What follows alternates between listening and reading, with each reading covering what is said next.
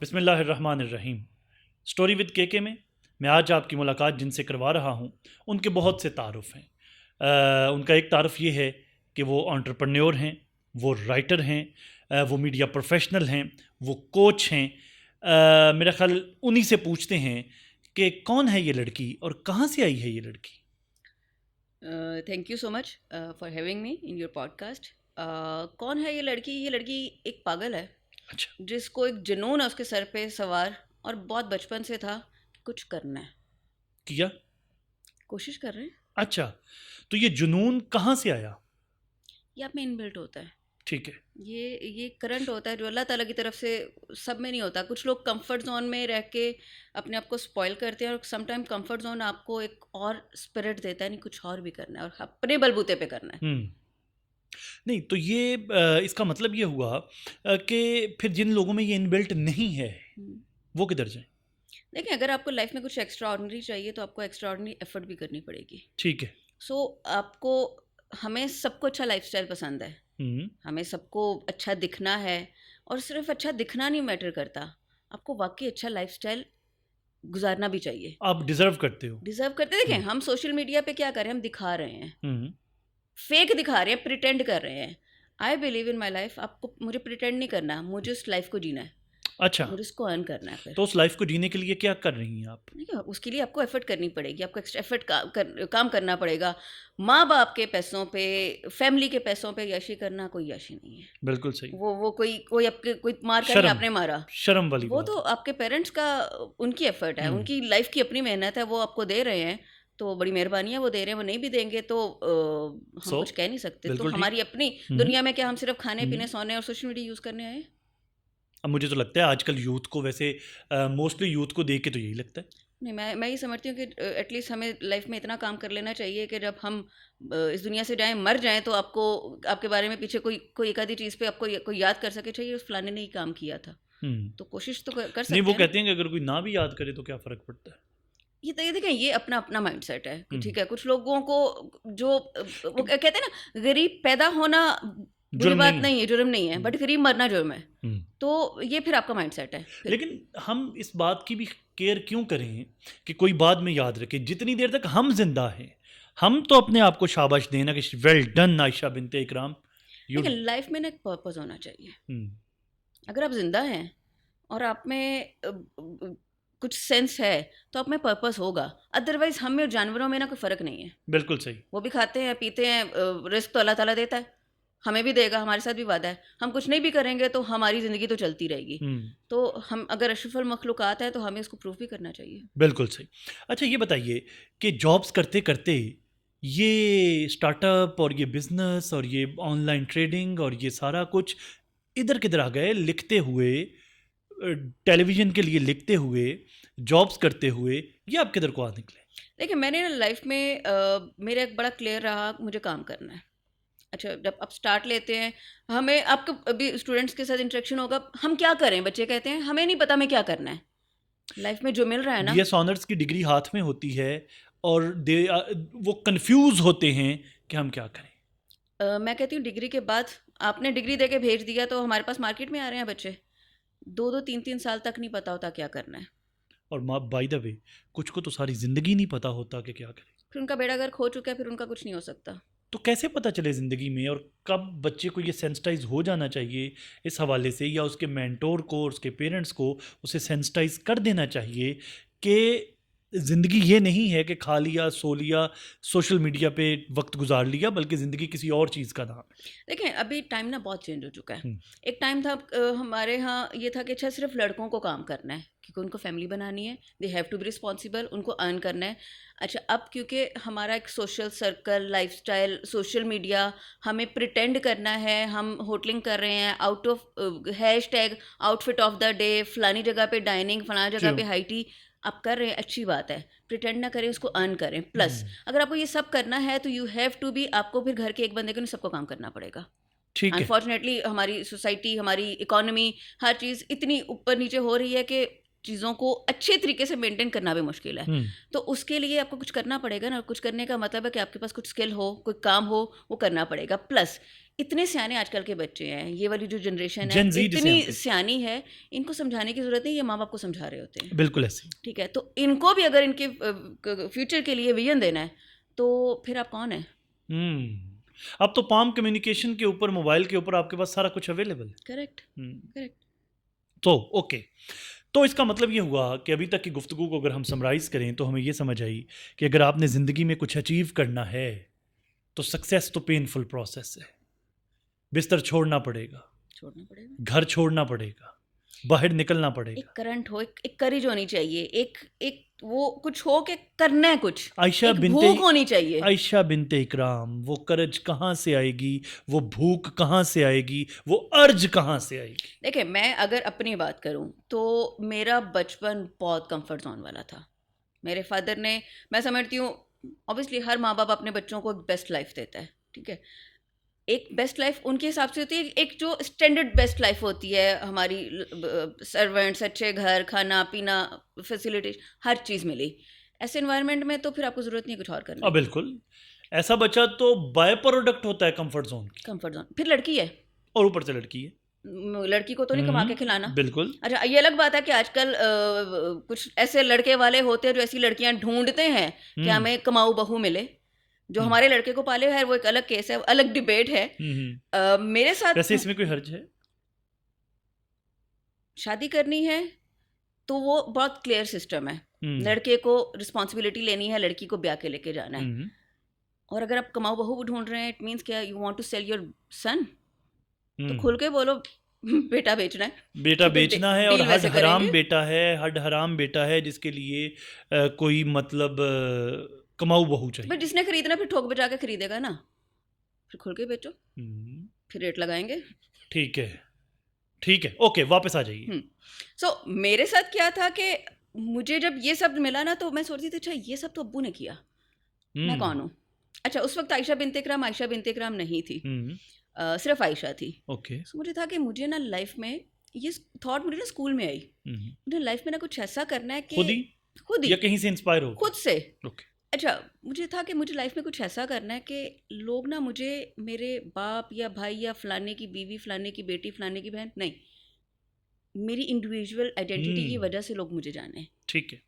वो कैसे होगा नहीं पता था कैसे होगा। और ये आप बाय द वे अपनी इस कहानी से, जो भी हम आपसे डिस्कशन कर रहे हैं, आप उन यंग फीमेल्स को, उन बच्चियों को जो भी स्कूल्स में हैं, कॉलेजेस में हैं, यूनिवर्सिटीज़ में हैं, उनको एक पैगाम भी दे रही हैं कि अपनी आइडेंटिटी आप बनाओगी तो ये ज़्यादा बेहतर है, बजाय इसके कि किसी निस्बत से पहचानी जाओ।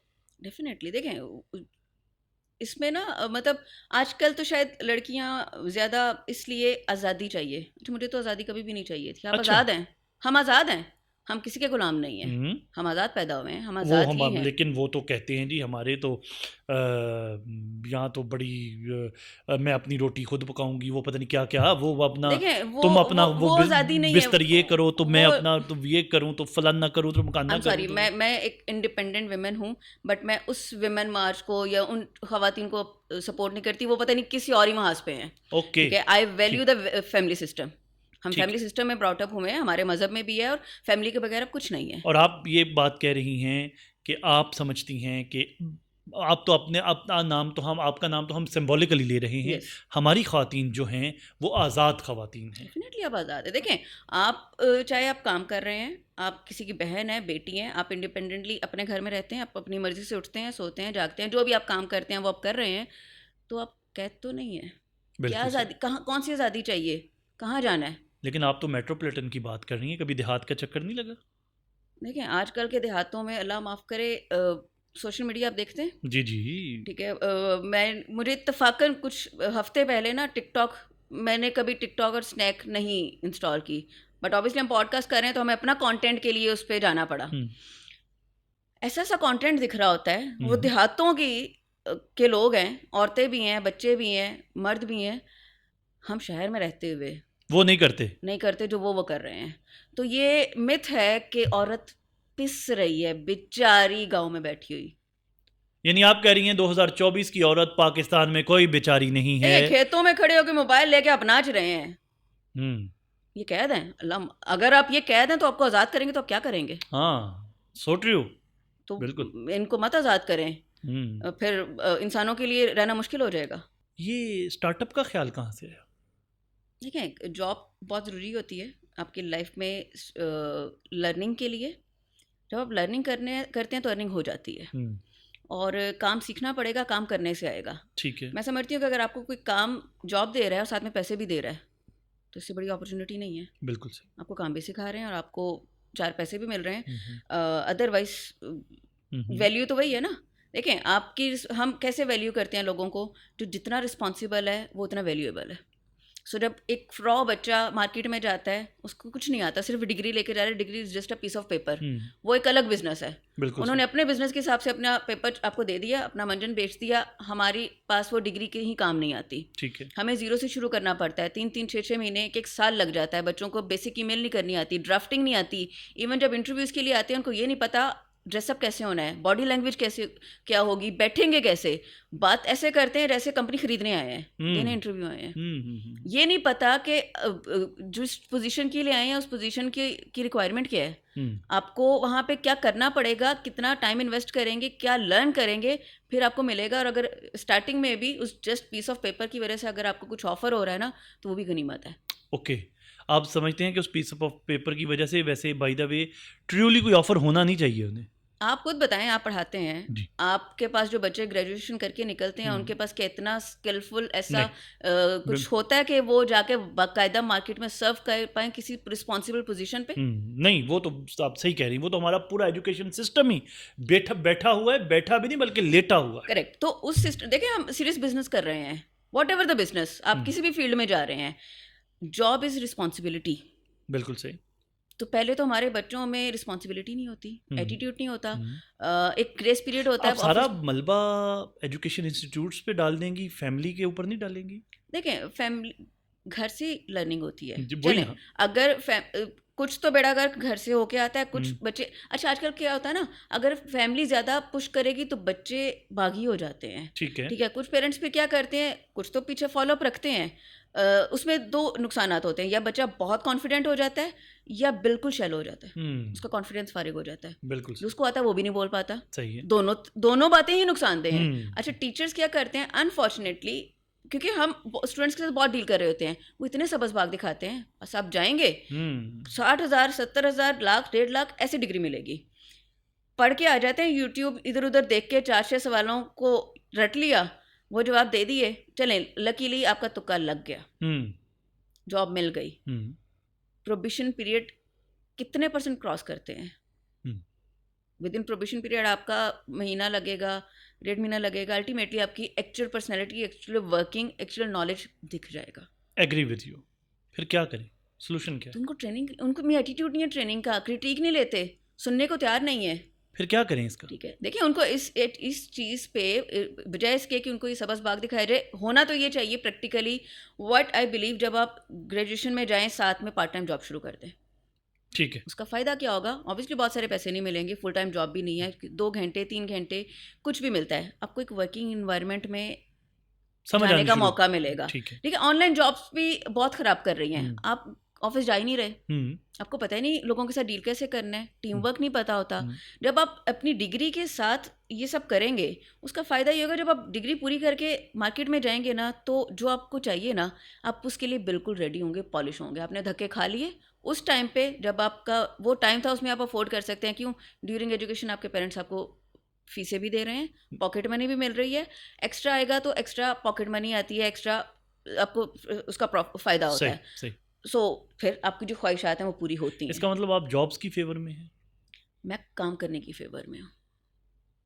तो जॉब, आपको क्या लगता है बिजनेस में काम नहीं करना पड़ता? नहीं, मैं कह रहा हूँ कि खुद आप बिजनेस कर रही हैं, खुद आपने एक लंबा अरसा जॉब्स के बाद बिजनेस की तरफ आप आ गई हैं, तो आप बच्चों को ये क्यों नहीं कह रही कि डिग्री मुकम्मल करो, स्किल और बिजनेस की तरफ आओ? अब ये बीच में जॉब का चक्कर क्यों लगवा रही हैं? बगैर काम की आप अपने, मतलब 2 चीज़ें हैं बिजनेस करने के लिए, या तो आपके अब्बा आपको लाखों रुपए दें अब आपके पास नहीं है, सपोज नहीं अब है। आपके पास नहीं है, तो देखें बिजनेस करने के लिए भी तो एक्सपीरियंस चाहिए, एक्सपीरियंस करने के लिए जॉब करनी पड़ेगी। यानी आपके ख्याल में किसी भी मेल फीमेल के लिए बेहतर ये है कि वो अपनी डिग्री मुकम्मल करें, उसके बाद कुछ अर्सा जॉब करें और फिर अपने बिजनेस की तरफ आए। एक प्रोसेस है ना।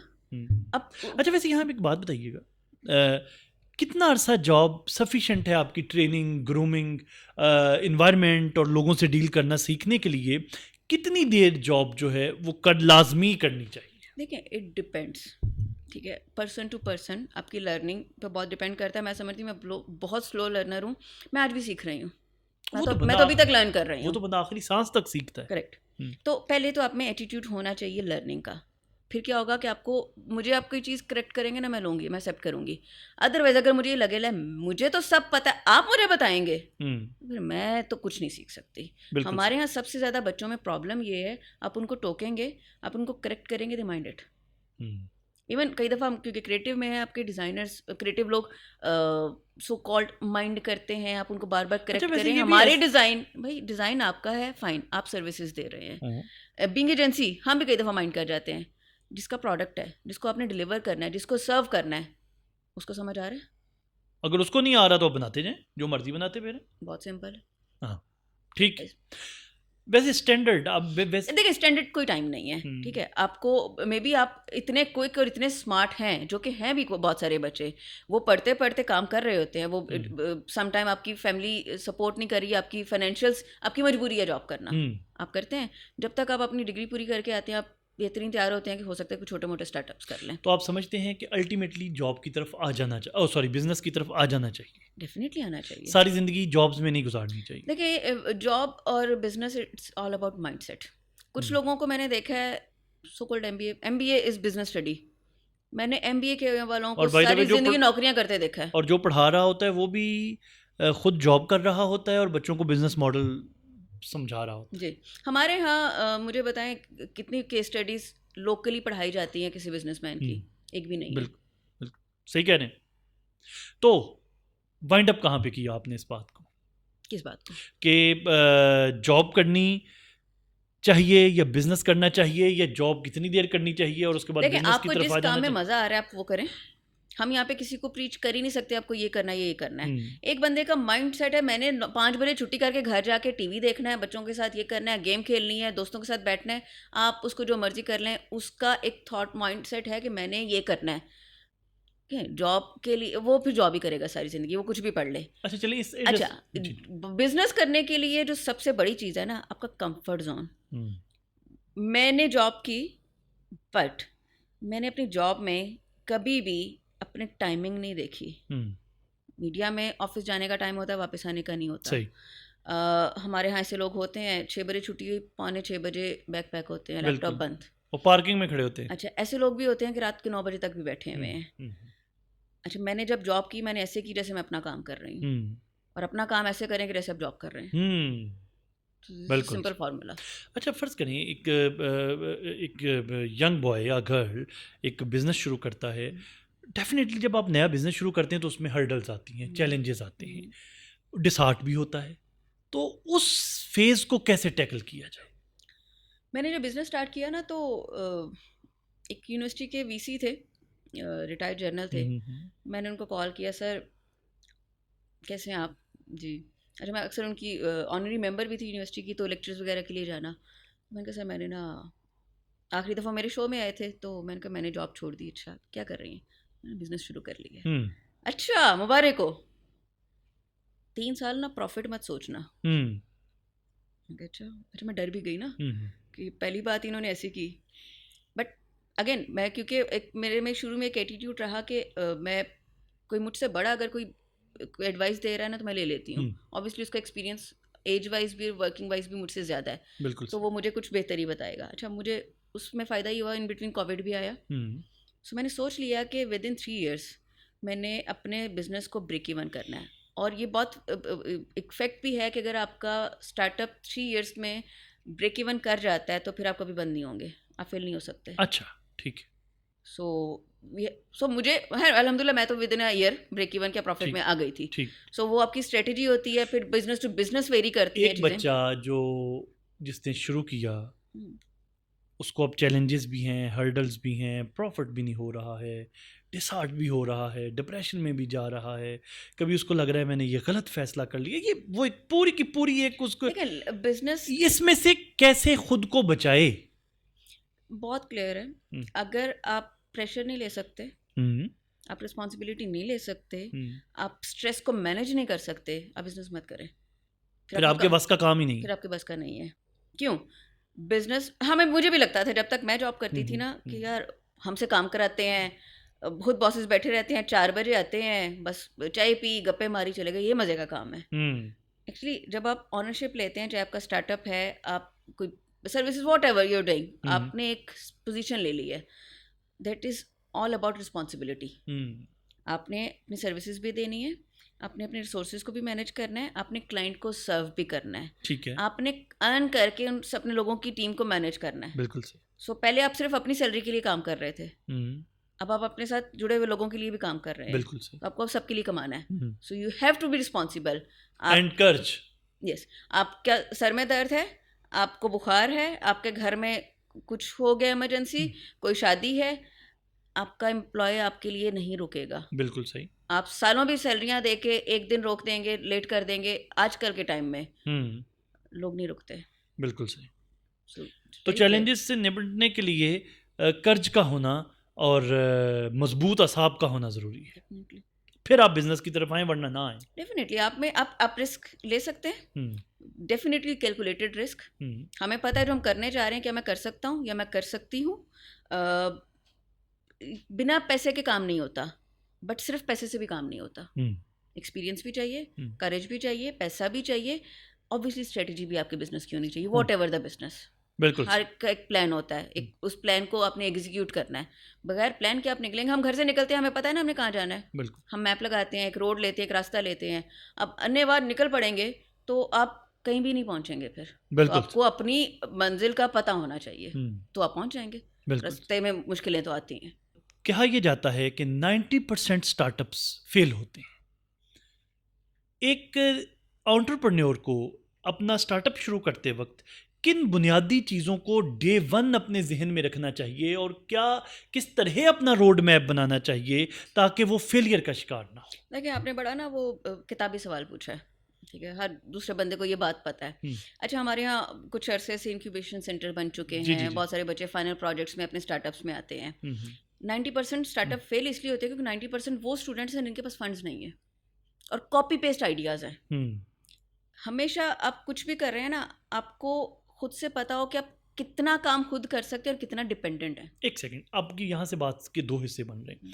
पहला आपने जुमला अभी बोला कि वो कॉपी पेस्ट काम कर रहे हैं, इसका मतलब ये है कि आप ये कह रहे हैं कि जो स्टार्टअप फेल होने की दीगर वजूहात के साथ एक वजह आप समझते हैं कि ओरिजिनल आइडियाज़ नहीं है।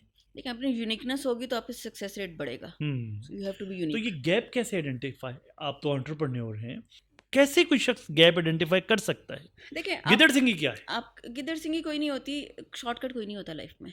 नहीं, गैप कैसे आइडेंटिफाई करें? गैप कैसे आइडेंटिफाई हो? You have to research. अब सॉरी मैं बात काट रहा हूँ, मैं इस बात को अपनी ही बात को थोड़ा सा आपकी एग्जांपल दे रहा हूँ। आप मेकअप प्रोडक्ट्स सेल करते हैं, ठीक है, स्किन केयर।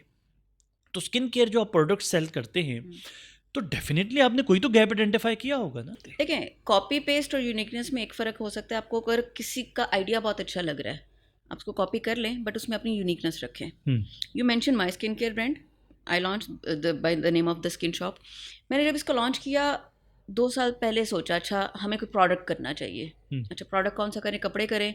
कपड़े में आसान है, शेल्फ लाइफ कोई नहीं है, लेकिन फ़ायदा तब होगा जब हमारे पास पीछे प्रॉपर किसी फैक्ट्री प्रोडक्शन का सपोर्ट हो, अदरवाइज हम प्राइसेस कम्पीट नहीं कर सकते। ठीक है, सबसे आसान था, नहीं समझ में आया, फिर सोचा जूते कर लें। एक बहुत बड़े शू ब्रांड को हमने 5 साल सर्व किया। जूता शू ब्रांड इज़ लाइक मेरी फिंगर टिप्स पे है। आप मुझे जूते का ब्रांड दे दें, चाहे डेड ब्रांड दे दें या नया दे दें, मैं आपको टाइमलाइन दे के बेच के दिखाऊंगी। अच्छा, हाँ, चाहे वो ऑनलाइन करना है या ऑफलाइन करना है, जस्ट द नेम। एक स्टैंडर्ड नेशनल ब्रांड जो बनता है, कैसे बनता है, proper retail brand with the online and offline हम कर सकते हैं। ठीक है, मेरी फिंगर टिप्स पे एक्सपीरियंस के साथ।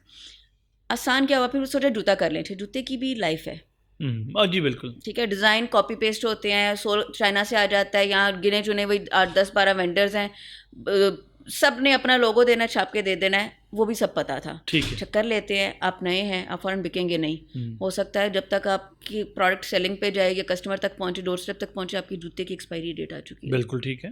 फिर एक और चैलेंज आया, ड्रॉप, स्किन केयर पे आए। अच्छा, स्किन केयर में एक स्टैंडर्ड था पर्सनली। अच्छा देखें, जूते में वैरायटी है, आपका एक कंफर्ट जोन है, एक लग्जरी है, कपड़ों में भी ऐसे ही है। स्किन केयर नेसेसिटी है, बिल्कुल ठीक। मुंह धोना है, मॉइस्चराइजिंग करनी है, हाथों पे मॉइस्चराइजर लगाना है। कपड़ा भी तो नेसेसिटी है, ये जूता भी तो नेसेसिटी है। देखें, डिफाइन करना है ना हमने किसको बेचना है। मेकअप तो लग्जरी नहीं है। मैं बताती हूँ, देखिए कपड़ा बेसिक भी है और लग्जरी भी है।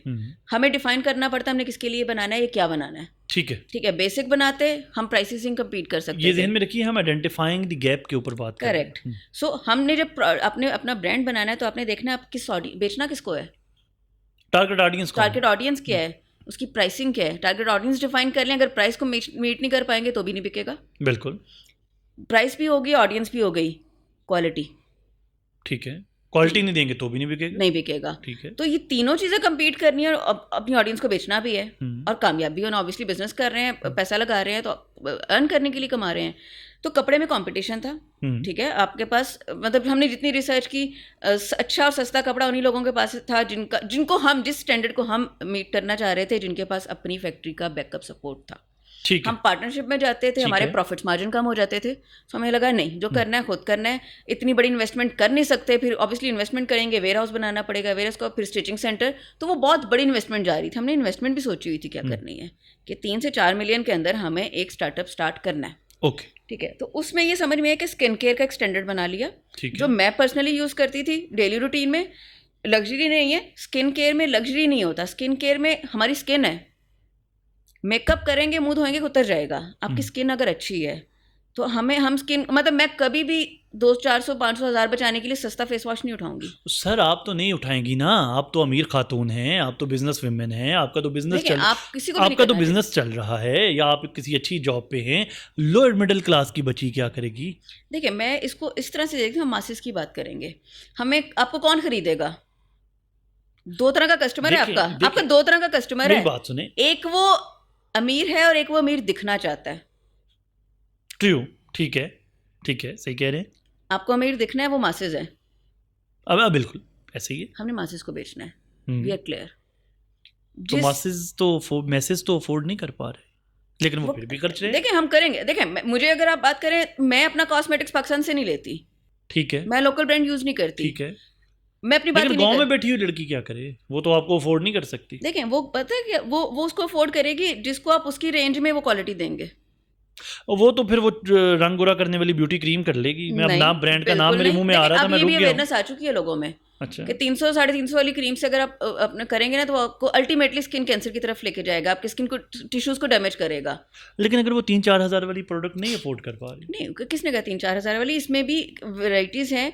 आप ऑनलाइन सिर्फ स्किन केयर ब्रांड्स लिखें, जस्ट नेम इट, कितने वो जैसे ही वो सस्ती प्रोडक्ट आएगी तो आप कह देंगी कि आपसे मुराद वो कह देंगे कि जनाब ये तो चूँकि प्राइस कम है तो इसका मतलब क्वालिटी लो है। देखिए, हम कहते हैं अफोर्डेबल। हम सस्ता कहेंगे तो हम चीप दिखेंगे, हम चीप नहीं है, हम अफोर्डेबल हैं।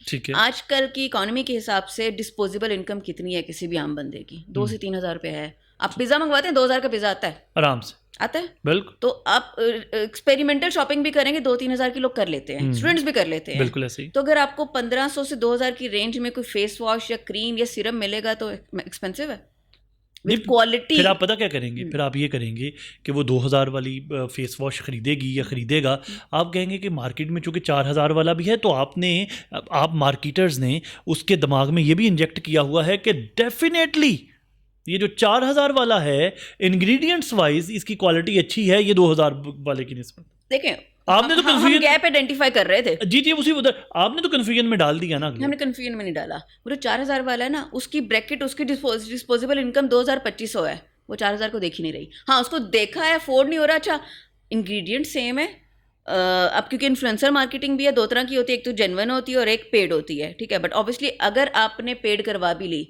प्रोडक्ट कस्टमर के पास जानी है, आप यूज़ करेंगे, दोबारा ऑर्डर नहीं करेंगे। आपने मार्केट में रिटेन भी करना है अपने आप को। तो क्या आज के इस पॉडकास्ट से आप ये कह देंगी कि वो 2000 वाली जो प्रोडक्ट है उसकी भी क्वालिटी ठीक है? देखें, हम ये नहीं कह रहे, आपका एक अपनी चॉइस है, मेरी अपनी चॉइस है। मुझे आप इसलिए नहीं कह रहे कि फिर 4000 वाली बिकेगी नहीं? देखें, आप हर ब्रांड का अपना ऑडियंस है, ठीक उसने है, अपने ऑडियंस के लिए प्रोडक्ट दिखाना है। ठीक है, हमें क्या देखना है कि हमने अपना गैप आइडेंटिफाई करना है, हमें बेचना किसको है और टारगेट किसको करना है। ठीक है। अगेन, उनको एक्सपेंसिव दिखना है। अच्छा, स्किन केयर में क्योंकि वो काम नहीं कर सकते, लेट्स से कि हम अपने किसी सीरम की प्राइस कम कर देते हैं, कैसे करेंगे? तो आप क्वालिटी उसकी पे प्रोडक्शन में कुछ ऊपर नीचे करेंगे, ऑब्वियसली क्वालिटी कॉम्प्रोमाइज करेंगे। क्वालिटी कॉम्प्रोमाइज करेंगे, आपका कस्टमर लॉयल कस्टमर नहीं बनेगा, आपको रिपीट ऑर्डर नहीं आएगा। ठीक, तो क्या वन टाइम सेल करना है? नहीं, वो तो आपने बिजनेस रन करना है, बिल्कुल। तो हमें क्या करना पड़ेगा, हमें शुरू में अपने प्रॉफिट मार्जिन कम करने पड़ेंगे। ठीक है, स्टार्टअप में हमेशा कभी भी बड़े वॉल्यूम में मत बनाएं, ठीक है, छोटे वॉल्यूम के साथ आए, ऑब्वियसली ठीक। प्रॉफिट मार्जिन कम होगा। ठीक। प्रोडक्ट को टेस्ट करें, हमें 2 साल लगे प्रोडक्ट आइडेंटिफाई करने में, हमें किस पे करना चाहिए, क्या करना है, कौन कौन सा कॉम्पिटिटर है, किसकी प्राइस कम है, किसकी पैकेजिंग अच्छी है, सब कुछ हो गया, आइडेंटिफाई कर लिया। बिकता कैसे है, बहुत बेसिक है, आपकी क्वालिटी अच्छी है, क्वालिटी पे ज़ीरो कॉम्प्रोमाइज़ है, आपकी पैकेजिंग बहुत मैटर करती है। एक कुछ ऐसे ब्रांड्स हैं बहुत अच्छे दिखते हैं, मेंशन नहीं करूँगी ऑब्वियसली नाम, बहुत खूबसूरत पैकेजिंग, शूट्स बहुत अच्छे, हमने ऑर्डर किए। वैसे फ़ोन पे आपने मुझे बता भी दिया था। हाँ अच्छा, उसको जब किया तो पता ये चला कि वो बहुत बल्क में काम कर रहे हैं, वो चाइना से पैकेजिंग मंगवा रहे हैं, चाइना की पैकेजिंग ऑब्वियसली आउटस्टैंडिंग है। बिल्कुल। प्रोडक्ट जब यूज़ किया ना, मज़ा नहीं आया। अच्छा, प्राइस को कम्पीट कर लिया, पैकेजिंग में भी अचीव कर लिया, एंगेज किया कस्टमर को, मतलब मैं पैकेजेस भी अच्छे दे दिए, यार बल्क में इतना कुछ आ रहा है, बड़ी मज़े की प्राइस बन रही है, लेकिन क्वालिटी में मार खा गए। नहीं समझ आया। तो मैं नहीं समझती कि उसको, मतलब मुझे अब वो फ्री में भी भेजेंगे तो I am sorry, I can not use. ठीक, ओके, बड़ा अच्छा आपने बता दिया कि गैप आइडेंटिफाई कैसे करते हैं और किस तरह क्वालिटी प्रोडक्ट और प्राइस को कंट्रोल करके आप अपनी प्लेस, अपनी जगह बना सकते हैं। और आपने अपनी एग्जांपल दे के बड़ी खूबसूरत बात की कि 2 साल लगे सिर्फ गैप को आइडेंटिफाई करने। एग्जैक्टली, क्योंकि देखें हमें कोई जल्दी नहीं थी, और किसी स्टार्टअप वाले को जल्दी नहीं करनी चाहिए, बिल्कुल नहीं करनी। देखिए, हमारा ऑलरेडी एक एजेंसी का बिजनेस चल रहा है, मुझे तो उसके साथ एक और काम करना था। ठीक है, सर्विसेज कर रहे हैं, साथ में एक प्रोडक्ट करना है। क्यों? ये मेरी लर्निंग थी, services is a thankless job in Pakistan. आज आप साइड पे हो जाए, 2-4 दिन काम ना दिखें, आप डेड हैं। ठीक है। अच्छा, ब्रांड में क्या होता है, ब्रांड के ऊपर आप मेहनत करें। आप कह रहे हैं कि सर्विसेज, वैसे दुनिया, बाय द वे आपको पता है दुनिया भर में वो कहते हैं कि सर्विसेज का काम करें, लेकिन पाकिस्तान में ना करें। अच्छा, पाकिस्तान में ना करें। देखिए, पाकिस्तान में क्या करें? पाकिस्तान में का कस्टमर क्या करता है आपके साथ, ये तो आपने हमारी दुखती रख छेड़ दी ना एजेंसी वालों की। ठीक है, वैसे क्या करता है? देखें, क्वालिटी का काम चाहिए, बेहतरीन काम चाहिए, पैसे नहीं देने, काम भी चाहिए। अच्छा, फिर कैसे गुजारा होता है? नहीं हो सकता ना। देखें, एजेंसी के पास जिन्नात नहीं है ना, जादू के चिराग हैं कि हम रगड़ेंगे और जिन निकलेगा और आपका काम कर देगा। इट्स वेरी क्लियर, हम सर्विसेज दे रहे हैं, हमने रिसोर्स मैनेज करना है।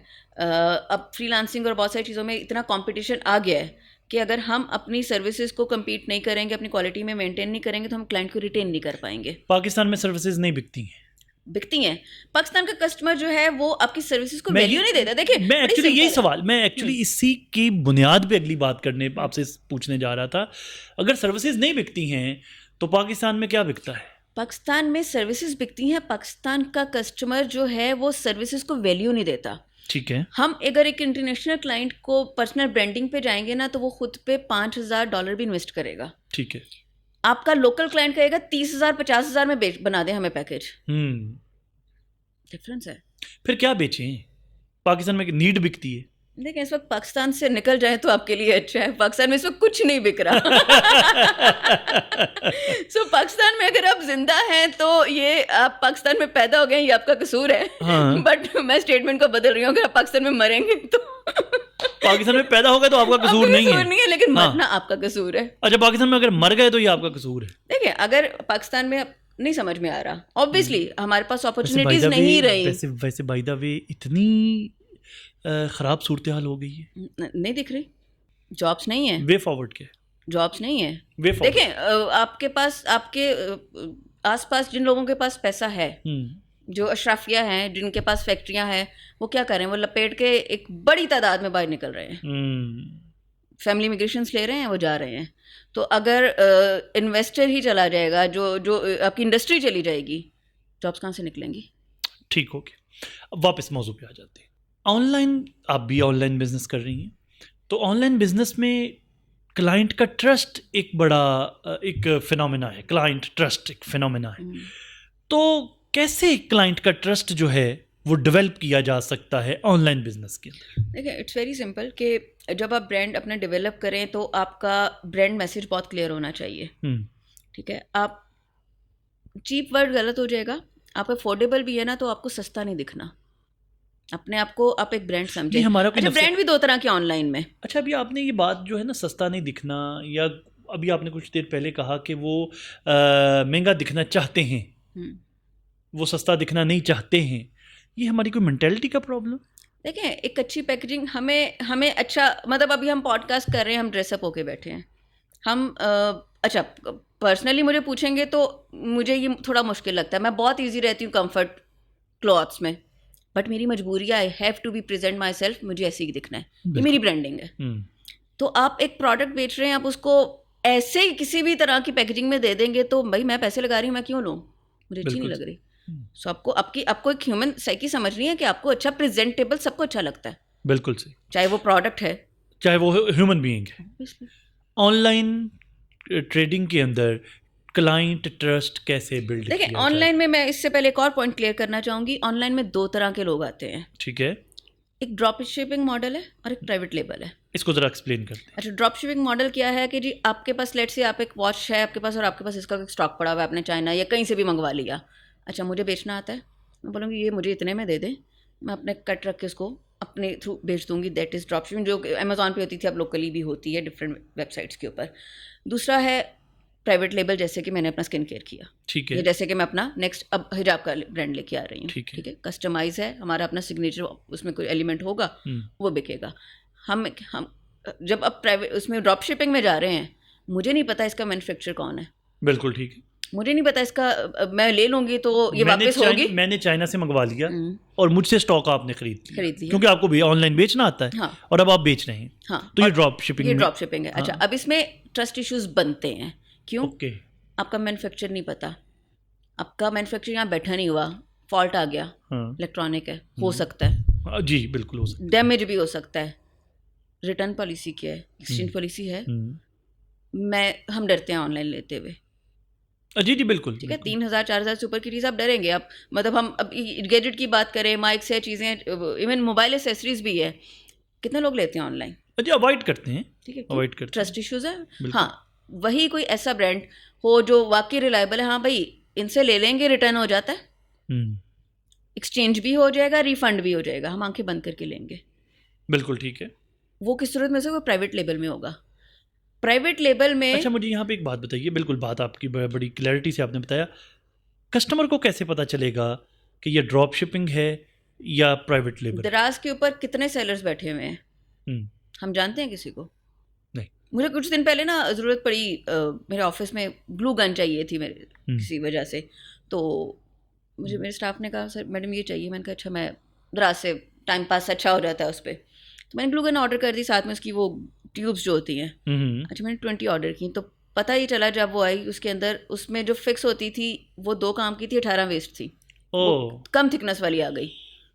अच्छा, बहुत बड़ी अमाउंट नहीं थी, लेकिन अब मेरे पास इतना टाइम नहीं है कि मैं सेलर को ढूंढूं करूं, मैं कभी वेस्ट करो, नहीं ऑर्डर कर लो। बिल्कुल सही, बट मैं अब दोबारा सोचूंगी, मुंह भी नहीं करेंगी उस तरफ, ऑब्वियसली, चाहे वो 1000 या 1200 1500 2000 का कुछ ऐसा प्रोडक्ट था, obvious, but time is money, time is value, और ट्रस्ट लूज कर लिया आपने, कर दिया ऑब्वियसली, जो मैं ट्रस्ट की बात कर रहा हूँ। करेक्ट। अच्छा, यही चीज़ अगर मैंने किसी ऐसे प्रोडक्ट से मंगवाई होती जिनकी अपनी वेबसाइट है प्राइवेट लेबल, तो हम उनको कह सकते थे, जैसे आपके ऑडियोनिक है, जी जी जी जी, ठीक है, अब उनको करें, कंप्लेन भी हो गया। अभी वैसे इसमें मेंशन मैं कर दूं, मैंने इनसे कुछ ऑर्डर किया था तो इनकी कस्टमर सर्विस भी अच्छी नहीं है। अच्छा, ऑनलाइन में आपकी कस्टमर सर्विस बहुत मैटर करती है। मैंने ऑनलाइन के साथ ट्रस्ट को जोड़ा ही इसलिए है कि मैं सुनता रहता हूँ ना कि मैंने ये मंगवाया, मैंने मंगवाया कुछ था, आया कुछ है, क्वालिटी कुछ थी, दिखाई कुछ, भेजी कुछ। तो एज एन एंटरप्रेन्योर और ऑनलाइन ट्रेडर, अगर आप एक ऑनलाइन बिजनेस कर रहे हैं तो कस्टमर का ट्रस्ट कैसे? देखिए, हमने कोविड से पहले तक ना पाकिस्तान में ऑनलाइन बाइंग बहुत लेस थी। और सॉरी मैं यहाँ बात काट रहा हूँ, ये बात भी तय है कि आज की दुनिया और आइंदा आने वाली दुनिया बड़ी तेजी से ऑनलाइन की तरफ, ट्रेडिंग की तरफ जा रही है। देखिए, आज से 12-15 साल पहले चाइना में लोग 10 साल पहले भी बाइंग मार्केट्स में कम जाते हैं, ऑनलाइन करते हैं बाइंग। क्यों? वो ऑलरेडी डेवलप थे, हम डेवलप हो रहे हैं, हम ट्रांजिशन में हैं अभी। हम ट्रांजिशन में। बिफोर कोविड हम शायद फूड के शायद ही कुछ मंगवाते। जी बिल्कुल, ठीक है, हम फूड पांडा वगैरह से खाना वाना तो मंगवा लेते थे रेस्टोरेंट से, बट अदर देन हम शायद ही कुछ मंगवाते थे। हमें इवन अगर कुछ भी चाहिए हम खुद जाएंगे और लेके आएंगे। अच्छा, आफ्टर कोविड इतनी अवेयरनेस आ गई कि क्लाइंट भी कन्विंस होता है कि हमें ऑनलाइन पे आना है। ऑब्वियसली हम as an agency side pitch करने जाते हैं कि आपको ऑनलाइन आना चाहिए। पहले क्लाइंट कहता था हमें नहीं आना, हमारा प्रोडक्ट ऑनलाइन वाला नहीं है। जूते वाले कहते थे हमारा ब्रांड ऑनलाइन नहीं हो सकता। लेकिन अब वो आ गया, अब वो हो गया। कोविड आया, आई गेस 24 मार्च 2020 में लॉकडाउन लगा था। 2 दिन पहले हमारा एक शू ब्रांड था, हमने कलेक्शन लॉन्च की थी समर्स की। सीजन है, करोड़ों का माल पड़ा हुआ है, बंद हो गए। नेशन वाइड स्टोर थे, सब बंद। कैन यू इमेजिन कि उस सीजन में बिफोर सेल, जब एक क्लियरेंस की सेल आती है, जब सीजन पीक पे आता है तो ब्रांड्स क्लियरेंस सेल या मिड सीजन सेल लगा देते हैं। क्लियरेंस सेल से पहले हमारे पास स्टॉक नहीं था। ओह अच्छा, बिक गया। हमने क्या किया, हमने कस्टमर को कहा कि अच्छा, क्योंकि जूता है, हो सकता है किसी ब्रांड का आपको 37 आता हो, किसी और ब्रांड का आपको 38 आता हो, ये सबकी डाई का फ़र्क होता है। इसी तरह से कपड़ों में भी फ़र्क होता है।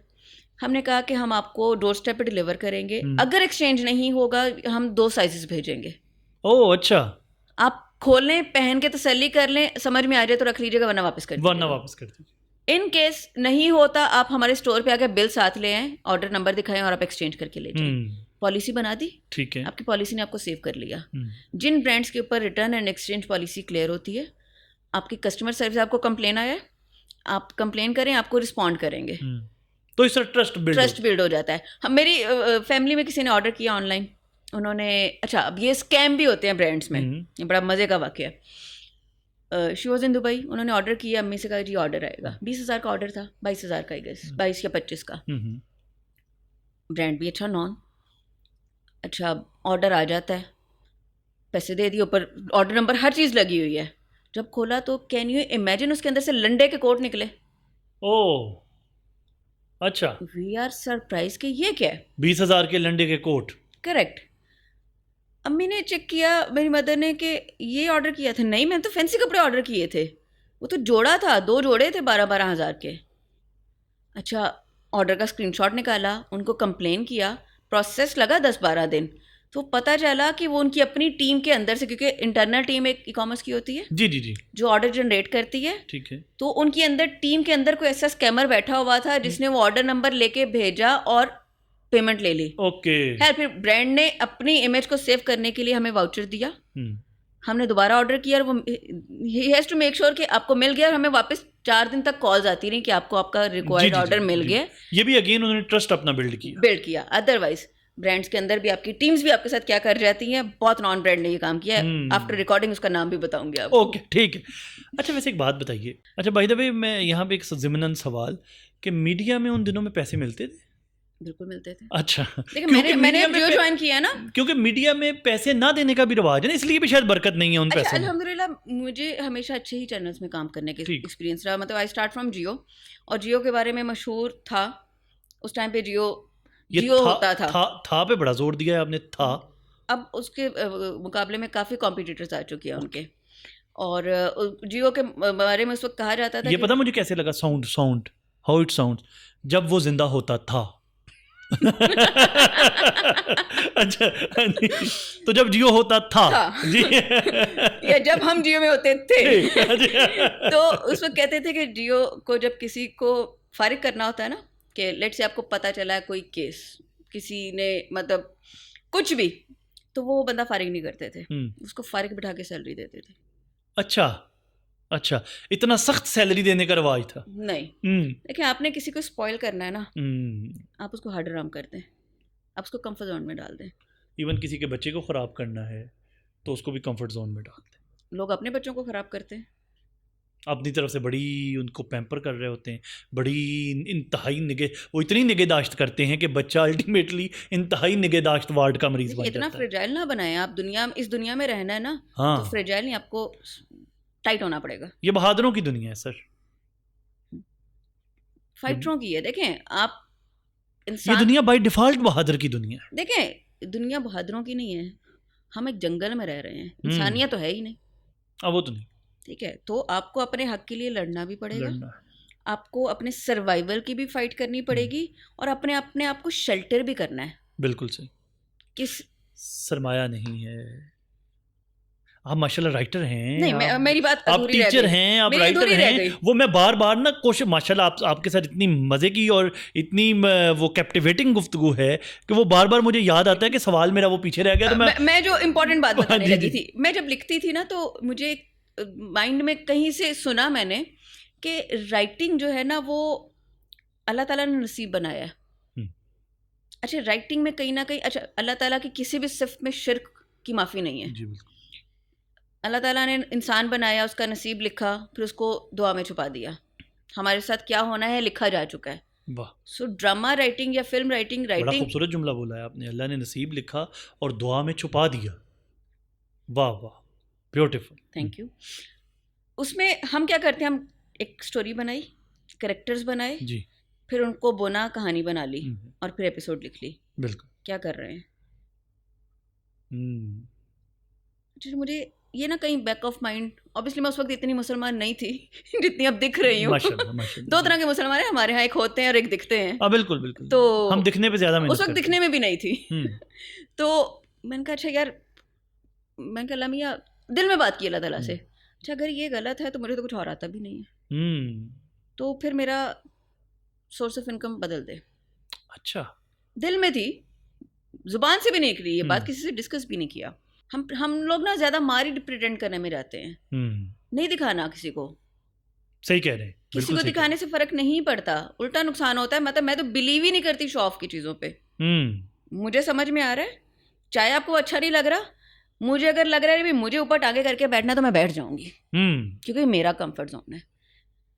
सो ये मेरा जिंदगी का ये तो बहुत बड़ा फार्मूला है। Back to the topic. अब हाँ जी, तो आपने कहा कि अल्लाह ताला मेरा कर दिया, और एक करसे के बाद ऑब्वियसली बहुत बेहतरीन हो गया। माशाल्लाह। ठीक है, सब क्लियर।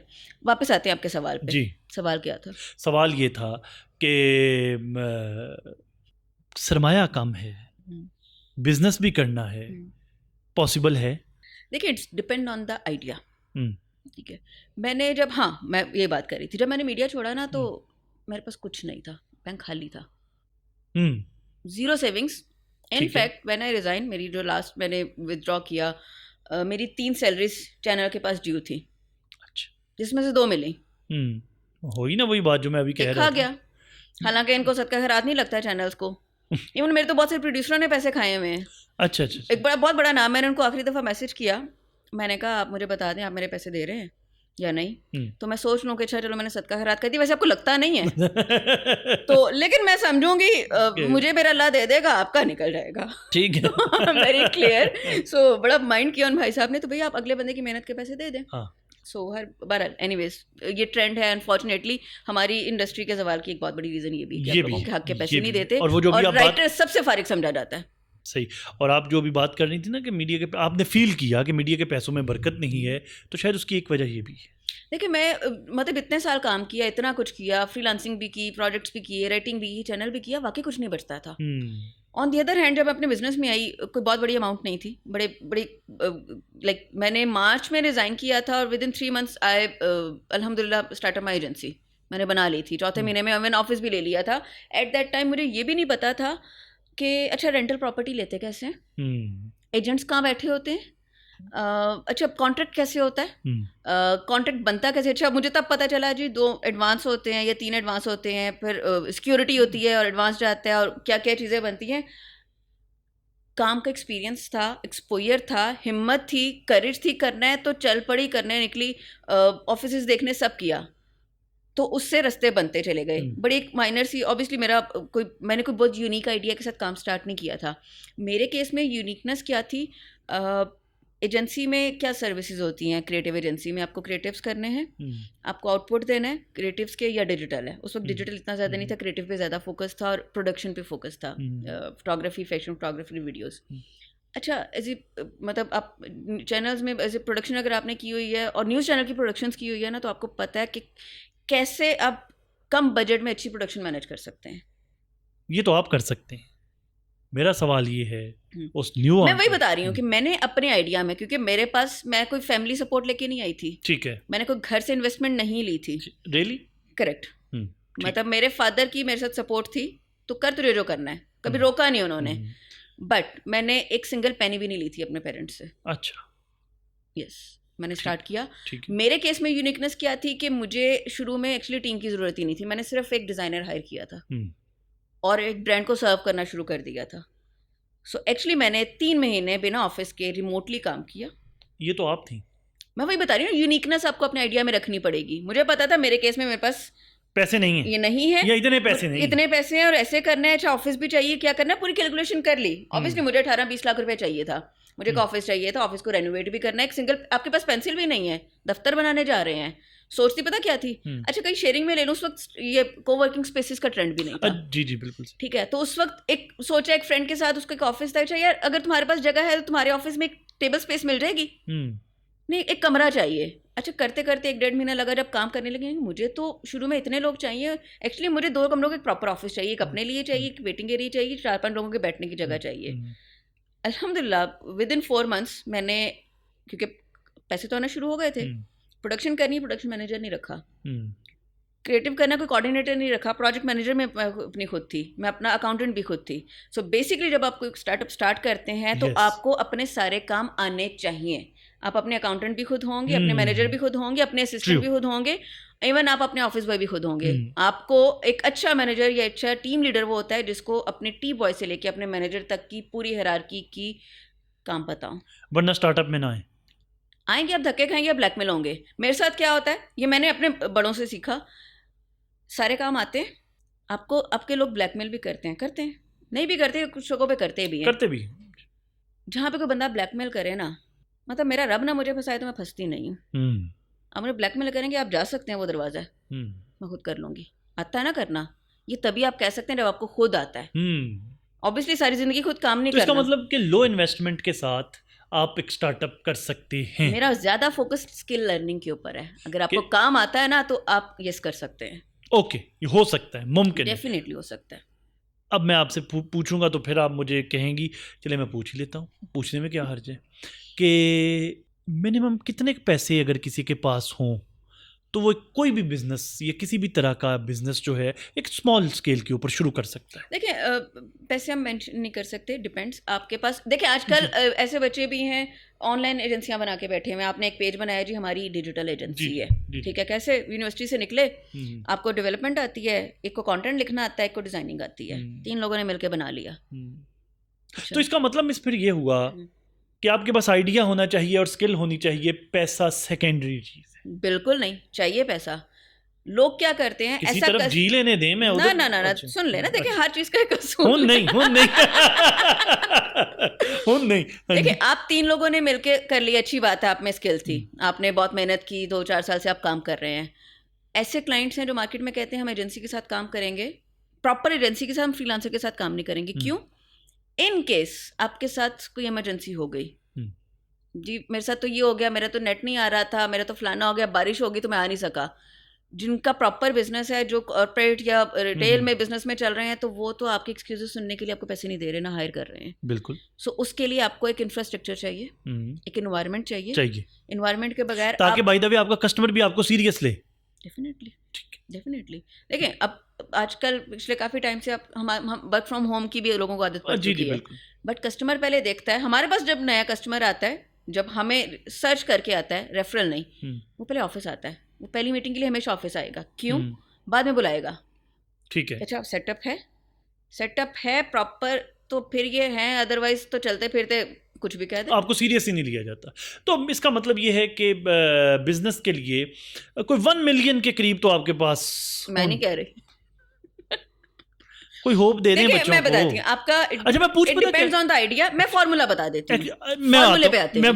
मैं आता हूँ बिल्कुल। आप मेरा मसला समझ गई हैं कि जो मैं चाह रहा हूँ ना वो एक्चुअली यही है कि हमारे व्यूअर्स बच्चे, यंग बॉयज़ गर्ल्स, जेन जी जो इस वक्त हमें देख रहे हैं, उन्हें कोई थोड़ा सा क्लू तो मिले ना कि मैं देखिए आपका आइडिया अच्छा है, आप यूनिक हैं और आप में करेज भी है, आपने स्किल भी है। फार्मूला फॉर्म आ रही हूँ, सीड फंडिंग भी हो जाती है स्टार्टअप्स को। अब बहुत सारे लोग इन्वेस्टर्स, बहुत ऐसे एंजल इन्वेस्टर्स बैठे हुए इन्वेस्ट करने को तैयार हैं, आप आइडिया तो लेके आए। अच्छा, हमें बेसिक क्या चाहिए? ऑब्वियसली उस आइडिया को डेवलप करने के लिए भी तो चंद पैसे चाहिए। होना ये चाहिए कि आप कोई भी स्टार्टअप करें, आपके पास एटलीस्ट 3 to 6 मंथ्स का बैकअप होना चाहिए।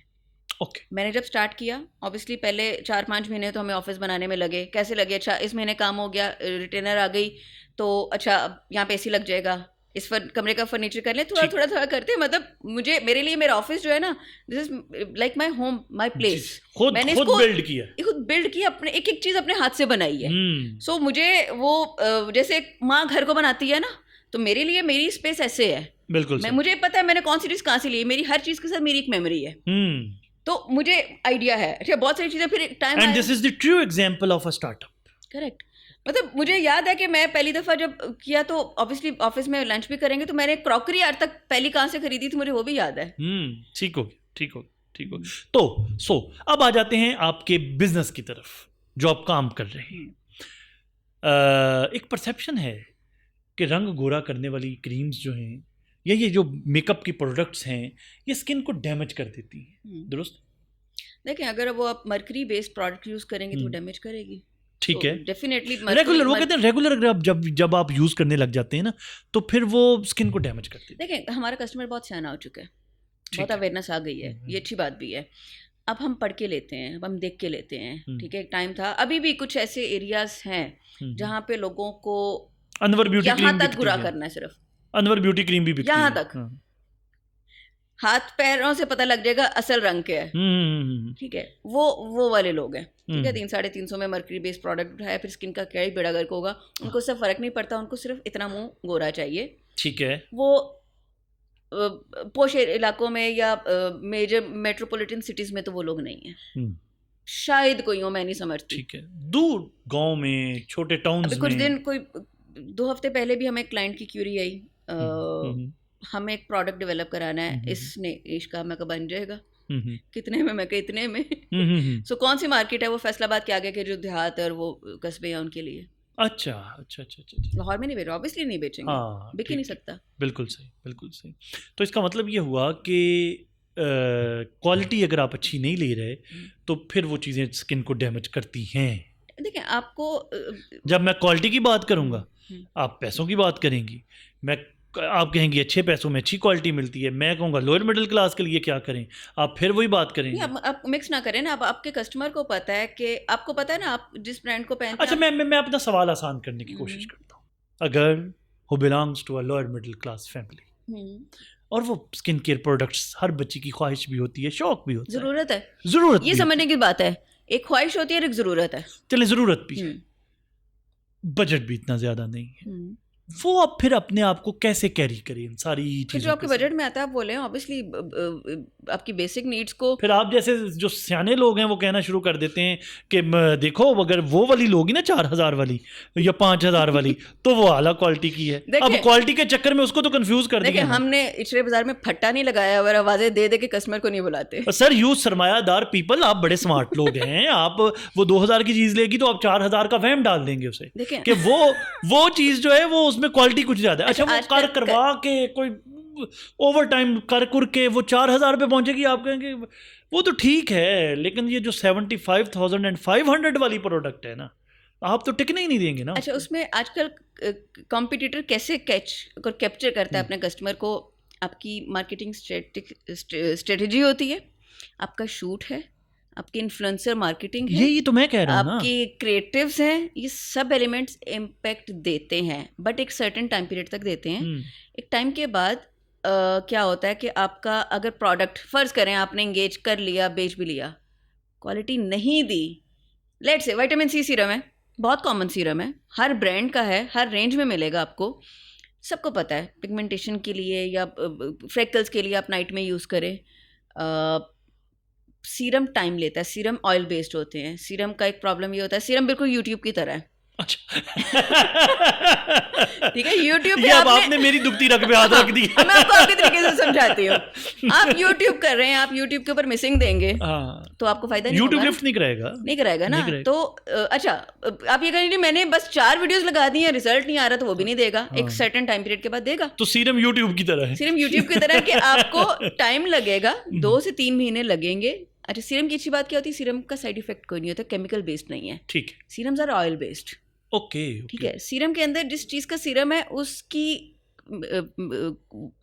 प्रोपोर्शन क्या है वो मैटर करती है, जो कि इंग्रेडिएंट्स में लिखी होती है। इसका मतलब सीरम ज्यादा सेफ है। सीरम बहुत सेफ है। Okay okay. सो उसको आप रेगुलर यूज़ करें, एक टाइम के बाद आपको वो इफेक्ट देते हैं। अच्छा, ये हमारे पास अल्हम्दुलिल्लाह ऐसे सीरम्स हैं, रिपीट ऑर्डर आए हैं, ठीक है, फीडबैक के साथ कि दिस इज इफेक्टिव। हम एक्सपेक्ट नहीं करते, ऑब्वियसली एक नया ब्रांड जो मार्केट में आता है, सीरम महंगा होता है। देखिए अगेन आप पता नहीं बजट में बार बार क्यों जा रहे हैं। एज कंपेयर टू क्रीम, देखिए सीरम लगाना एप्लीकेशन आसान अच्छा है। वैसे बताइए तो सीरम महंगा होता है? नहीं, क्रीम और सीरम की कीमत एक जैसी होती है? 19-20 का फर्क है, कुछ ज्यादा नहीं। Again depend person to person, लेकिन आजकल के ट्रेंड के अकॉर्डिंग सीरम ज्यादा बिकते हैं as compare to creams. Okay. देखिए क्रीम लगाए में ऑब्वियसली क्रीम में केमिकल्स हैं। आपको अब सीरम 14-15 साल की बच्ची भी लगा सकती है। देखा ना, फिर मसला वही आ गया ना। क्रीम थोड़ी सी रीजनेबल, अफोर्ड जिसे आप अफोर्ड चीप नहीं, जिसे आप चीप नहीं कहती, अफोर्डेबल कहती बच्चे को डॉक्टर या कोई भी डर्मेटोलॉजिस्ट कभी भी रिकमेंड नहीं करेगा कि वो क्रीम लगाए। केमिकल्स है ना, क्योंकि वो सीरम वाले बेबी स्किन है। नहीं सर, एक और भी तो है ना कि वो क्रीम, वो सीरम वाली कंपनी जो है वो डॉक्टर को जरा खुश भी रखते हैं ना। कितने को लोगों को रख लेंगे सारे? नहीं, देखें आपके मार्केटिंग बजट्स पे भी चीज़ें डिपेंड करती तो हैं। उनके तो जो देखें जो कंपनी सीरम, देखिए अब मैं अगर अब मेरी ब्रांड की बात करें, ऑब्वियसली मेरे पास कोई बहुत बड़ी करोड़ों की इन्वेस्टमेंट के साथ हमने स्टार्ट नहीं किया, हमारा भी एक छोटा सा स्टार्टअप है। वो लोग होते हैं जो डॉक्टरों को गाड़ियाँ भी देते हैं, वो उनके वो मतलब तो मैं डॉक्टर ने तो सीरम ही लिखना है ना, तो मैं तो नहीं दूंगी ना। हम कैसे अपनी जगह बनाएंगे मार्केट में। हम अपनी प्रोडक्ट की क्वालिटी हमें पता बना ली हमने, प्राइस रख दी। अब तीसरा जो आखिरी स्टेप है ना, वो हमें अपनी मार्केटिंग स्ट्रेटेजी के थ्रू जगह बनानी है। तो आप समझते हैं सीरम बेहतर है और इसका जल्द खराब नहीं होती है और ये सेफ है। वैसे मार्केट में आम जो रंग गोरा करने वाली की क्रीम्स मिलती हैं, क्रीम्स आम, वो नुकसानदेह है रेगुलर यूज उनका? देखें जो होता है ना, वो 4 दिन में एक टाइम आया था, मिक्स क्रीमें चलती थी। जी बिल्कुल। ठीक है, उस मिक्स क्रीमों की फॉर्मुलेशन से एक्सट्रैक्ट करके वो 300-350 वाली क्रीम बन गई। जी बिल्कुल। ठीक है, अच्छा अब कस्टमर ऑब्वियसली गोरा तो सबको दिखना है। अच्छा, अनफॉर्चुनेटली ये हमारे यहाँ स्टैंडर्ड है पाकिस्तानियों में, स्पेशली ये इंडिया पाकिस्तान में। बाय द वे वो कह रहे हैं इसकी साइकोलॉजिकल वजह है। हम बहुत साल चूंकि अंग्रेज की महकूमी में यहाँ रहे हैं ना सब कॉन्टिनेंट में, तो ये गोरा नजर आना सब कॉन्टिनेंट के लोगों का साइकोलॉजिकल प्रॉब्लम है। मैं थोड़ा और सोचती हूँ, दिल हमने काले किए हुए हैं, मुंह हमने गोरे करने हैं। तो दिल कौन सा नजर आता है? मुंह तो नजर आता है। वही बात, हम दिखाने पे फोकस करते हैं। तो वही ना तो हमें तो अपने कॉन्सेप्ट ठीक करने की वो तो दिल दरिया समुद्रों डूंगे थे, कौन दिला दिया जाने। बैक टू द पॉइंट, आजकल गोरा सबको होना है। अच्छा, बहुत सारे एक्टर्स के बारे में मशहूर होता है ना, उसने इंजेक्शन लगवाए। जी। ठीक है, ये किया वो किया। ग्लूटाथियोन इज द केमिकल जिसके थ्रू आप ऑब्वियसली 2-3 तरह से आता है। हमारी रेंज में भी ग्लूटाथियोन बेस्ड फेस वॉश भी है, क्रीम भी है और सीरम भी है, विच इज़ वाइटनिंग रेंज। सबसे सेफ ऑरल है। ठीक है, आप क्रीम भी लगा लें, साइड इफेक्ट नहीं है। ठीक है, इंजेक्शंस के साइड इफेक्ट्स होते हैं। डर्माटोलॉजिस्ट खुद रिकमेंड नहीं करते, आपकी चॉइस है, तो आप ऑब्वियसली उनका प्रोडक्ट बेचना तो है। इसका मतलब आपके ख्याल में इंजेक्शन से अवॉइड करना। हाँ, मतलब ऐसे लोग होते हैं, आपको सीरम की तरफ जाना चाहिए। देखिए आप इंजेक्शन से अवॉइड करना चाहिए। बकौल आपके, जो मैं अभी तक समझा हूँ, सीरम की तरफ जाएं, इंजेक्शन से अवॉइड करें। और क्रीम्स ठीक हैं लेकिन उनसे सीरम्स बेहतर है। Age to age product vary करती है, किस एज में कौन सा प्रोडक्ट यूज करना है, सबको अपने बारे में पता होता है। ठीक है, हमें हमारी डेली रूटीन में हमारे यहाँ बहुत डस्ट है, हमारे एनवायरनमेंट में पोल्यूशन है, ठीक है। आप अच्छे खासे भी मतलब आप कराची भी चले जाएं, वहाँ की इतनी नमी है कि आपकी स्किन पे वैसे एक लेयर आ जाती है, ठीक है। फिर ये भी बारिशों का मौसम था, इसमें भी स्किन डल होती है, आपकी हेल्थ इशू से भी आपकी स्किन डल होती है, आपकी डाइट और ईटिंग और लाइफस्टाइल से भी आपकी स्किन इफेक्ट होती है। उसमें क्या होता है, देखें आपकी डाइट बहुत मैटर करती है। आपने ग्लूटाथियोन खा भी ली, लगा भी ली, फिर भी रंग ठीक नहीं हो रहा, डाइट क्या ले रहे हैं? तो डाइट सबसे इम्पोर्टेंट है, सबसे इम्पोर्टेंट है। हमारा पानी का इंटेक बहुत अच्छा होना चाहिए, फ्रूट्स, जूसेस, ऑब्वियसली एक बैलेंस डाइट जो होती है उसमें प्रोटीन भी लें, कार्ब्स भी लें, पिज़्ज़ा भी खाएं, बर्गर भी खाएं, शवारमा भी खाएं, प्लेटर भी खाएं। इसमें आपको प्रोटीन नहीं मिलेगा, इसमें कार्ब होगा। तो मैं एक्चुअली यही तो मैं चाह रहा हूँ कि आप हमारी बच्चियों को एजुकेट करें कि अच्छी डाइट से मुराद ये पिज़्ज़ा, शवारमा, बर्गर नहीं है, ये स्किन को ख़राब करता है। ऑब्वियसली नहीं। देखें एक बड़ा क्लियर है वो हमारे, तो देखें हम ना सारी चीज़ें अगर अपने मज़हब के साथ जोड़ के वहीं से चीज़ें ले लेना तो सब कुछ है। सही कह रहे हैं। पोर्शंस बताए गए हैं जी बिल्कुल, हमेशा भूख रख के खाने का बताया गया। बिल्कुल बिल्कुल। हमारे खाने में अगर हम सैलेड खाने का रवाज है, वो एक काट के रख लिया, सैलेड का एक पोर्शन रखें, एक पूरा पोर्शन होना चाहिए। जी बिल्कुल, ठीक है। मतलब मैं तो पर्सनली, मेरा जो ऑमलेट भी होता है ना उसमें फुल ऑफ वेजिटेबल्स। अच्छा ठीक है, जो कि उसमें उसके साथ फिर सिर्फ ब्रेड या रोटी की ज़रूरत नहीं है। वो पूरा ऑमलेट में मतलब 70% वेजिटेबल्स हैं और उसको सिर्फ उनको कंबाइन करने के लिए उसमें 2 एग्स डलते हैं। इसका मतलब ये कि डाइट बेहतर करें, सबसे पहले डाइट अच्छी करें और बाकी चीज़ों की तरफ आएँ। आखिरी सवाल कि वर्किंग वुमेन जिन्होंने रोज़ बाहर निकलना है, या यूनिवर्सिटीज़ जो बच्चियाँ पढ़ने जाती हैं, कॉलेजेस में जाती हैं, उनको चेहरे पर क्या लगाना चाहिए? ये कुछ भी नहीं लगाना चाहिए। और जो ख़वातीन घर में बैठी हुई हैं उनको अपनी स्किन की केयर कैसे करनी चाहिए? देखें दिस इज़ वेरी सिंपल कि आपको अच्छा फेस वॉश यूज़ करना है, फेस क्लीन तो करना है, ठीक है, देन उसको मॉइस्चर भी करना है, स्किन हाइड्रेट होनी चाहिए, whatever the skin type, अपने स्किन टाइप के अकॉर्डिंग आप प्रोडक्ट यूज़ करें। उसके बाद you have to be presentable, ठीक है। आप घर में बैठे हैं या कहीं काम पे जा रहे हैं, ऑब्वियसली काम पे जा रहे हैं तो विद बेयर फेस तो नहीं जा सकते। अगर आपकी स्किन इतनी अच्छी है तो कुछ लोगों को तो बिल्कुल ज़रूरत नहीं पड़ती, आप सिर्फ ग्लॉस भी लगाएं तो चल जाता है, टिंट लगाएं काम चल जाता है। कुछ लोगों को आपका काम ऐसा है कि आपको प्रॉपर रेडी होना पड़ता है। सो स्किन केयर एक्चुअली दोनों के लिए है। एक जो घर बैठी खातून है वो किचन में तो जा रही है, बिल्कुल, फेस पे ऑयल आता है, उस ऑयल से एक्ने भी बनती है, उस ऑयल से डलनेस भी आती है। आप शाम में जब फेस वॉश करेंगे और फिर वापस रात, नाइट केयर और डे केयर, 2 मॉर्निंग केयर भी होती है। उसका मतलब क्या है कि चाहे आप बाहर से आ रहे हैं या घर पे हैं, डस्ट आ रही है। हमारे घरों में कर्टन्स, खिड़कियां बंद होता है, फिर भी डस्ट आती है, हमें डस्टिंग डेली करनी पड़ती है। तो हमारे फेस के साथ भी यही है। सो ये एक्चुअली ये मिथ है कि सिर्फ मेकअप करने वालों को या बाहर काम करने वालों को स्किन केयर की ज़रूरत होती है। स्किन केयर घर में बैठी खातून को भी ज़रूरत है, होती है। ये तो एक हिस्सा हो गया हमारा। अब जो खातून रोज़ाना बाहर निकलती है, क्या वो फाउंडेशन इस्तेमाल करे, पैनकेक इस्तेमाल करे, कोई क्रीम इस्तेमाल करे, वो डेली क्या इस्तेमाल करे जिससे उसकी skin? Person to person vary करता है, आपके काम की रिक्वायरमेंट क्या है। आपको बगैर, जैसे स्टूडेंट्स के लिए मेकअप ज़रूरी नहीं है, ठीक है, ऑब्वियसली मैंडेटरी नहीं है, बट ऑफिसेज में आप ऐसे बस मुँह झाड़ निकल जाएंगे, बैठ जाएंगे कि ऐसे सो के उठ के आए हैं, तो वहाँ पे आपको you have to be presentable. आपको हल्का फुल्का लाइट सा मेकअप करना पड़ेगा। प्रोडक्ट सबकी अपनी फेस के अकॉर्डिंग अपनी रिक्वायरमेंट्स होती हैं, तो वो हमारे ऑडियंस को पता है हमने क्या लगाना है, ठीक, क्या प्रोडक्ट्स यूज़ करने हैं। अच्छा, अब एक बड़ा इंटरेस्टिंग सेगमेंट आपके साथ, बिल्कुल शॉर्टली आप हमें बताएंगे, मैं कुछ बातें आपसे पूछूंगा और आप हमें बताएंगे क्या ये मिथ है कि फैक्ट है। आपका आंसर मिथ में होगा या फैक्ट में होगा, या आप समझते हैं मिथ है या फैक्ट है। नंबर 1, मर्द ख़वातीन से अच्छे लीडर होते हैं, मिथ और फैक्ट? मिथ। ओके। ख़वातीन मल्टीटास्किंग में, आप इस पे एक टिप्पणी भी लेना अपनी स्टेटमेंट के ऊपर, तो मजा तब आएगा। वो मैंने दे दी ना। हाँ बिल्कुल, वो गिरा लगा दिया आपने। ख़वातीन फीमेल्स मल्टीटास्किंग में मर्दों से ज़्यादा बेहतर होती हैं, करेक्ट? फैक्ट है। ओके। क्यों? उसकी रीज़न है, इसकी भी टिप नहीं दूंगी मैं। जी। देखें, अल्लाह ताला ने औरत को मल्टीटास्किंग के लिए बनाया है। एक बंदे को अगर घर में एक दिन अगर आपकी बीवी बीमार है और आपको बच्चों को नाश्ता करा के स्कूल भेज के अपने दफ्तर जाना पड़ जाए, तौबा, आप कर सकते हैं। नहीं, हम शाम तक हलाकू खान बन जाए। हाँ, तो ऑन दी अदर हैंड आजकल मोस्ट ऑफ द खवातीन जॉब्स करती हैं या वॉट एवर दे डूइंग, वो घर को भी देख रही हैं, चाहे हाउस हेल्प हैं। हाउस हेल्प से काम लेना मुझे लगता है ज़्यादा मुश्किल है। बिल्कुल सही, ठीक है, वो भी कर रही हैं, अपने बच्चों को भी देख रही हैं, मियाँ को भी तैयार करके, क्योंकि वो एक बड़ा बच्चा है। जी जी जी। ठीक है, तो सब करके अपने काम पे भी जाके वापस आके फिर देखना है, तो definitely so this is fact. Fact fact. सरमाया के बगैर बिजनेस नहीं किया जा सकता। फैक्ट। जिल्द की ताजगी को बरकरार रखने के लिए महंगी प्रोडक्ट्स इस्तेमाल करना पड़ती हैं। मिथ। ऑनलाइन कारोबार, अच्छी स्किन के लिए आपको अच्छी डाइट की ज़रूरत है। ओके। प्रोडक्ट्स जो हैं वो 20% तो या 30% तो हो सकती हैं, बट जो मेजर स्किन की फ्रेशनेस का जो राज है ना, वो आपकी डाइट में है।